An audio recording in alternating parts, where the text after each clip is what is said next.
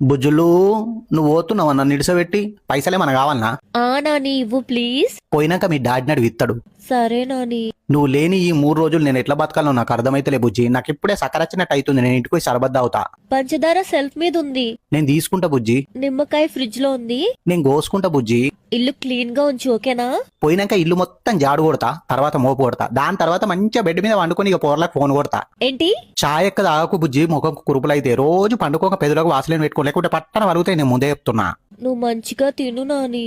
నువ్వు కూడా 3 పూటలు మంచిగా తినకు, మళ్ళీ మొద్దు అయితే ఇవ్వడ బుద్ధి కాదు. నువ్వు మందు తాగకు ఓకేనా? నిన్న నైటే మనసులో అనుకున్నా బుజ్జి కళ్ళ ముందు ఉండగా దానికి కష్టం తెచ్చే పని ఏం చెయ్యొద్దని. ఈ 3 రోజులు ఎట్లయినా కళ్ళ ముందు ఉండవు కాబట్టి తావుడైతే పక్కుంటది. ఏంటి? అత్త మామలకు నా నమస్కారం చెప్పు. వచ్చేటప్పుడు పైసలు ఇస్తే అద్దనకుండా తీసుకో, పాప మంచోళ్ళు.